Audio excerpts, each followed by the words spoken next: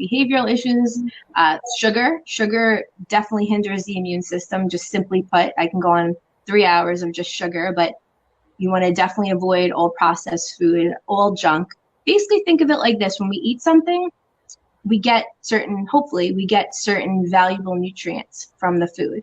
And it takes energy to break down and to metabolize every food we eat. So we're always going to take some level of energy it's going to take away from us, right? So if we eat food, let's say fast food, that we're going to say just gives us nothing, now we're in an energy deficit or in a health deficit because we're using our body's energy to break down this fast food, right? So we're bringing our energy lower, and we don't get any food in return. We don't get any nutrients in return. So we go into an energy deficit. Now, let's say we have kiwis. It takes some energy for our body to metabolize that kiwi, but we get so many things from that kiwi, like potassium, omega. We're getting actually some fat. The seeds have fat, vitamin C. Those are 3 things right there, and fiber.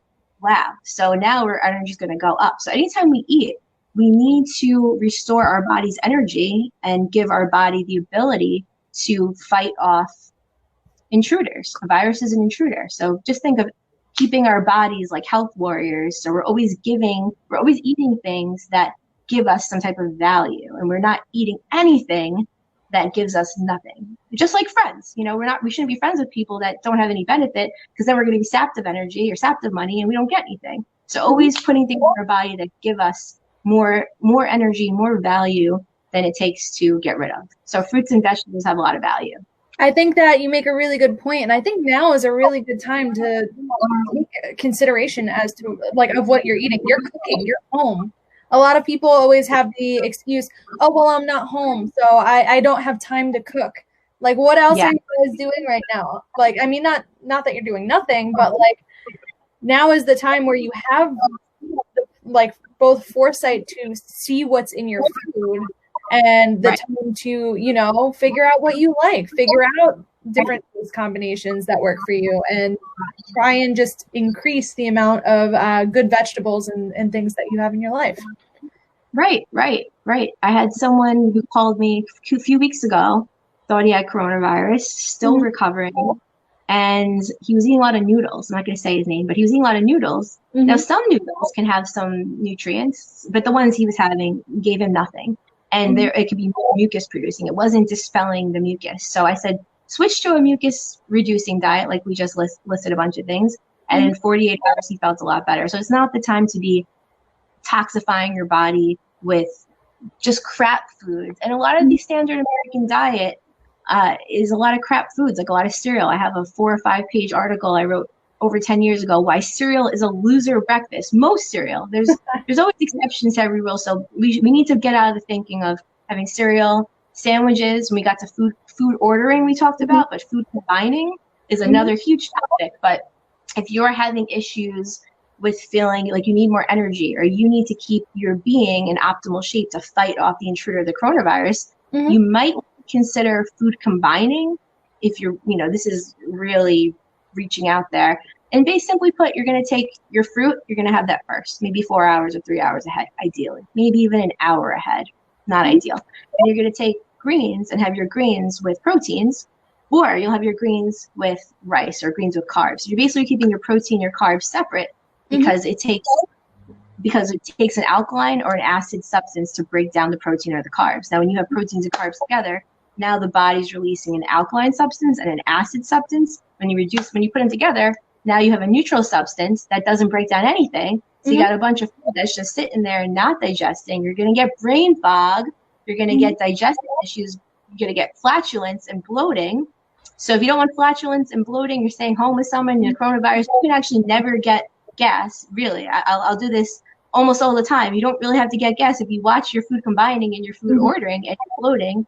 So you won't get brain fog if you watch your food combinations and keep that all separate.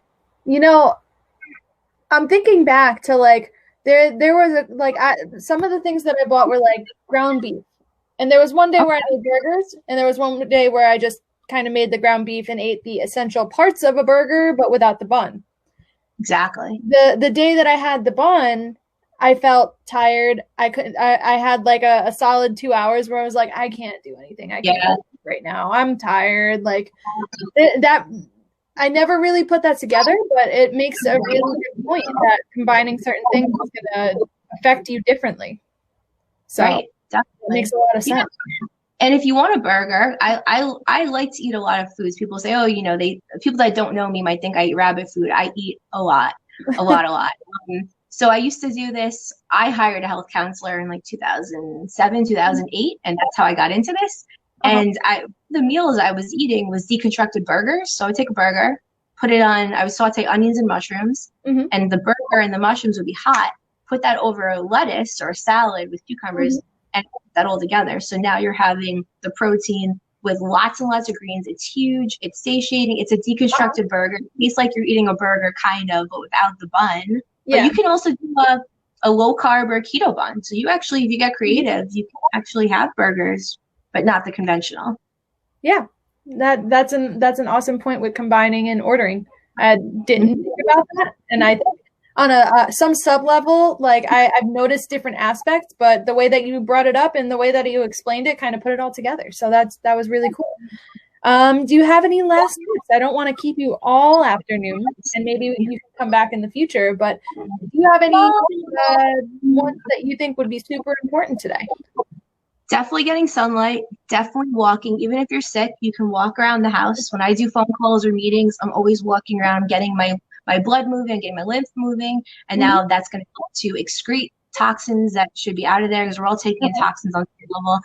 And to release worry and fear, because worry and fear can actually change the chemicals that were released and change our entire bodies and actually act like a depressant. So a natural antidepressant is to really be mindful of your thoughts and to control your thoughts, which I've practiced for a while. It takes a lot of practice, and I'm still not there, but I'm thinking something that's scary. I just think, okay, that's going to ruin my wellness. So let's either handle it, put it down, or put it somewhere else. And my final thought would be to go back to the burger.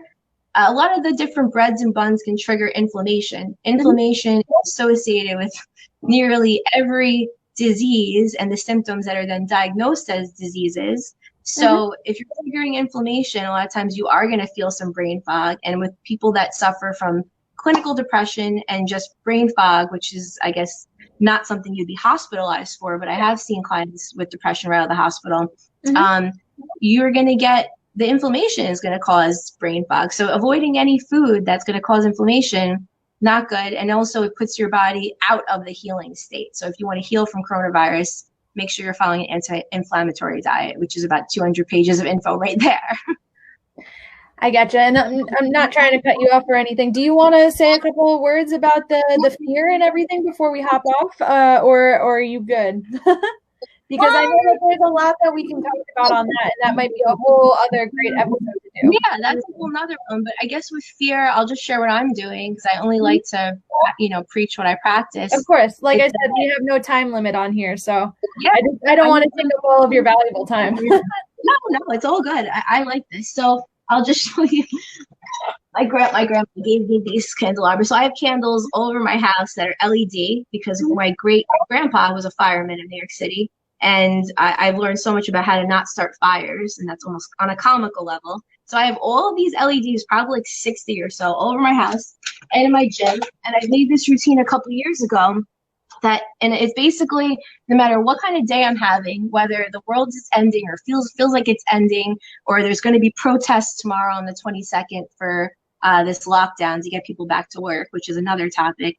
I basically, as soon as the sun goes down, my rule is that I don't use fluorescent lights. I don't even use my LED lights. I don't use almost any artificial light except these glowy amber LED lights. And I also take the filter on my phone and computer, and I have a blue light filter. So one way to de-stress is to basically pick a time that you can realistically check out from the world. I just almost every day, and maybe I check out for 20 minutes, maybe I check out for 7 hours. It depends on the day.